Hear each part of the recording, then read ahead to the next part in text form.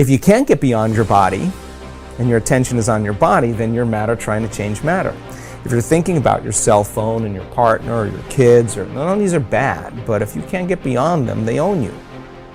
If you're thinking about how much time it's going to take or how much time the meditation is going, you haven't dissociated from the very world of three-dimensional reality to create something differently with. So that process of overcoming ourselves, that process of overcoming is the process of becoming. As an example, people stand on the stage, and they tell their testimonials, their stories at our events, whether it's stage 4 cancer, blindness, deafness, MS, lupus. We've seen just about everything. Parkinson's. So many people say, I really believe that this information, or that you could actually create a better life for yourself, or you could heal yourself. I always believed that it was true, and I saw the testimonials of other people, I've read the information, I saw the scientific research. I just never believed it could happen to me, or that I could do it. Now this is a big moment.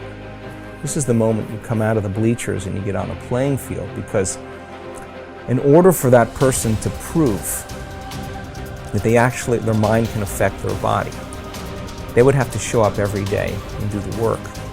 If they don't show up, then they don't believe it's possible. If they do show up every day, they do believe it's possible. And you keep showing up every day after a period of time, you start feeling worthy to receive it. And the universe only gives us what we think we're worthy of receiving. So it's the overcoming process that is the becoming process. People who are sick in this work, I can guarantee you with stage 4 cancer that has metastasized to every organ, every tissue, every bone in their body, and they've gotten the diagnosis and the prognosis, I'm sure there were days where they felt fear. And they had to make one of two choices, to either do the work or surrender to fear. And they showed up that day, and they overcame their fear a little bit more and surrendered to love. That's a victory. There were days where I'm certain they didn't feel good. They didn't feel physically good, and I know that it was probably hard for them to think greater than how they felt. They couldn't do that if they were still their body. They would have to get beyond their body in order to change, and they showed up that day and they overcame their body a little bit more. And I'm sure there were days where they had self-doubt. In fact, many of them, their disease got worse before it got better, and they could have easily listened to their family and to the voice in their head that said it's not working. But they showed up anyway, and they did the work, and they overcame their doubt that day. And I know there were days where they thought they didn't have enough time because they had children and work and all kinds of obligations, but they made time. And it was the overcoming that actually created the becoming. And so they weren't visualizing anything. They weren't affirming anything. They were changing. Now, many of them would have a great meditation, get up feeling wonderful, feeling like connected to the emotions of their future, and their sleeping patterns got better, had more energy, their pain diminished, but their blood values and their scans were still the same. They didn't say, oh, well, I kind of got a little bit better, but this doesn't work. That would be the old self, returning back to the old personality.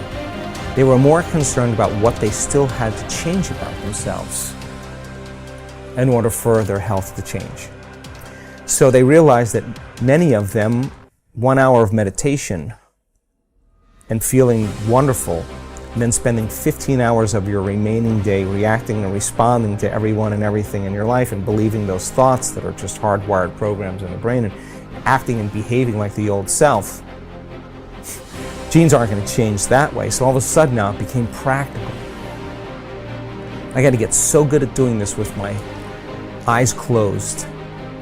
I got to do it with my eyes open. Now, this is the big game, because you got to be able to self-regulate. And so what became very practical to them is, now I'm going to rehearse how I'm going to be on the Zoom call. Now I'm going to rehearse how I'm going to be with my children, how I'm going to be with my ex. I'm going to monitor my responses. There's got to be a better way to be. Now the game becomes very real, right? And then they review at the end of the day, when did I fall from grace? When did I lose it? When did I go unconscious? Tomorrow's another lifetime. Tomorrow's when I didn't fail, I just went unconscious. Okay, tomorrow I'm gonna just work on that one thing. So now they're really working on the process of transformation. It's no longer about their health condition. They're not focused on their health condition. They're focused on change, right? And nothing changes in our life until we change. So when you hear those stories and the person has to really overcome their belief that this could work for everybody else, they just never believed it could work for me. When they get really super aware that the game is about change, and they got to get really good at doing it with their eyes open, and they have to monitor their responses to everyone and everything in their life, because if they don't, the response is actually weakening the organism. They got to catch their thoughts, because that thought that they let slip by could actually knock their brain and body out of homeostasis and turn on the stress response. So now the game changes now, and it takes an enormous amount of energy, and it takes an enormous amount of awareness. And it's not easy, and if it was easy, everybody would be doing it. But you ask that person who stands on the stage, that's the 4-minute mile, about their disease. They'll tell you two things. My disease was my greatest teacher. They'll tell you that. And you'll ask them, where's the disease now? Where is it? They'll say, it's in the old person. I'm somebody else. They didn't visualize anything. They didn't affirm anything. They just kept practicing overcoming. And it's the overcoming process that actually affects the becoming process. What determines the difference in human actions? Throughout my life, I have passionately sought the answer to these questions. One thing is clear to me. Human beings are not random creatures. Everything we do for a reason. We may not be aware of the reason consciously, but there is undoubtedly a single driving force behind all human behavior. This force impacts every facet of our lives, from our relationships and finances to our bodies and brains. What is this force that is controlling you even now and will continue to do so for the rest of your life? Pain and pleasure. Everything you and I do, we do either out of our need to avoid pain or our desire to gain pleasure. So often, I hear people talk about changes they want to make in their lives, but they can't get themselves to follow through. They feel frustrated, overwhelmed, even angry with themselves because they know they need to take action, but they can't get themselves to do it. There is one elementary reason. They keep trying to change their behavior, which is the effect instead of dealing with the cause behind it. Understanding and utilizing the forces of pain and pleasure will allow you once and for all to create the lasting changes and improvements you desire for yourself and those you care about. Failure to understand this force dooms you to a future of living in reaction like an animal or a machine. Perhaps this sounds like a complete oversimplification, but think about it. Why don't you do some of the things you know you should do? After all, what is procrastination? It's when you know you should do something, but you still don't do it. Why not? The answer is simple. At some level, you believe that taking action in this moment would be more painful than just putting it off. Yet, have you ever had the experience of putting something off for so long that suddenly you felt pressure to just do it, to get it done? What happened? You changed what you linked pain and pleasure to. Suddenly not taking action became more painful than putting it off. A man who suffers before is necessary, suffers more than is necessary. What keeps you from approaching that man or woman of your dreams? What keeps you from starting that new business you've been planning for years? Why do you keep putting off that diet? Why do you avoid completing your thesis? Why haven't you taken control of your financial investment portfolio? What prevents you from doing whatever it takes to make your life exactly as you've imagined it? Even though you know that all these actions would benefit you, that they could definitely bring pleasure to your life, you fail to act simply because in that moment you associate more pain to doing what's necessary than missing the opportunity. After all, what if you approached that person and they rejected you? What if you tried to start that new business but failed and lost the security you have in your present job? What if you started a diet and went through the pain of starving yourself, only to gain the weight back eventually anyway? What if you made an investment and lost your money? So why even try? For most people, the fear of loss is much greater than the desire for gain, which would drive you more. Keeping someone from stealing the $100,000 you've earned over the last 5 years, or the potential of earning $100,000 in the next 5. The fact is that most people would work much harder to hang on to what they have than they would to take the risks necessary to get what they really want from their lives. The secret of success is learning how to use pain and pleasure instead of having pain and pleasure use you. If you do that, you're in control of your life. If you don't, life controls you. If we link massive pain to any behavior or emotional pattern, we will avoid indulging in it at all costs. We can use this understanding to harness the force of pain and pleasure to change virtually anything in our lives, from a pattern of procrastinating to drug use. How do we do this? Let's say, for example, you want to keep your children off drugs. The time to reach them is before they experiment and before someone else teaches them the false association that drugs equal pleasure. My wife and I decided that the most powerful way to make sure our kids would never use drugs was to cause them to link massive pain to drugs. We knew that unless we taught them what drugs were really about, someone else might convince them that drugs were a useful way of escaping pain.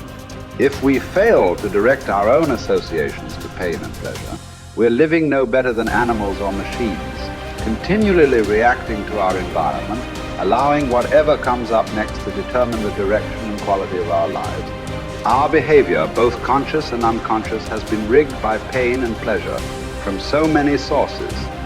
Childhood peers, moms and dads, teachers, coaches, movie and television heroes, and the list goes on. You may or may not know precisely when programming and conditioning occurred. It might have been something someone said, an incident at school, an award-winning sports event, an embarrassing moment, straight as on your report card, or maybe failing grades. All of these contributed to who you are today. I cannot emphasize strongly enough that what you link pain and pleasure to will shape your destiny. As you review your own life, can you recall experiences that formed your neuro-associations and thus set in motion the chain of causes and effects that brought you to where you are today? What meaning do you attach to things? If you're single, do you look upon marriage wistfully as a joyous adventure with your life mate? Or do you dread it as a heavy ball and chain? As you sit down to dinner tonight, do you consume food matter? Of factly as an opportunity to refuel your body? Or do you devour it as your sole source of pleasure? Men, as well as women, are much oftener led by their hearts than by their understandings. Though we'd like to deny it, the fact remains that what drives our behavior is instinctive reaction to pain and pleasure, not intellectual calculation. Intellectually, we may believe that eating chocolate is bad for us, but we'll still reach for it. Why? Because we're not driven so much by what we intellectually know, but rather by what we've learned to link pain and pleasure to in our nervous system. It's our neuro-associations, the associations we've established in our nervous systems that determine what we'll do. Although we'd like to believe it's our intellect that really drives us, in most cases, our emotions. The sensations that we link to our thoughts are what truly drive us. Many times we try to override the system. For a while we stick to a diet. We finally pushed ourselves over the edge because we have so much pain. We will have solved the problem for the moment. But if we haven't eliminated the cause of the problem, it will resurface. Ultimately, in order for a change to last, we must link pain to our old behavior and pleasure to our new behavior and condition it until it's consistent. Remember, we will all do more to avoid pain than we will to gain pleasure. Going on a diet and overriding our pain in the short term by pure willpower never lasts simply because we still link pain to giving up fattening foods. For this change to be long term, We've got to link pain to eating those foods so that we no longer even desire them, and pleasure to eat more of the foods that nourish us. People who are fit and healthy believe that nothing tastes as good as thin fields, and they love foods that nourish them. In fact, they often link pleasure to pushing the plate away with food still on it. It symbolizes to them that they're in control of their lives. The truth is that we can learn to condition our minds, bodies, and emotions to link pain or pleasure to whatever we choose. By changing what we link pain and pleasure to, we will instantly change our behaviors. With smoking, for example, all you must do is link enough pain to smoking and enough pleasure to quitting. You have the ability to do this right now, but you might not exercise this capability because you've trained your body to link pleasure to smoking, or you fear that stopping would be too painful. Yet, if you meet anyone who has stopped, you will find that this behavior changed in one day. The day they truly changed what smoking meant to them.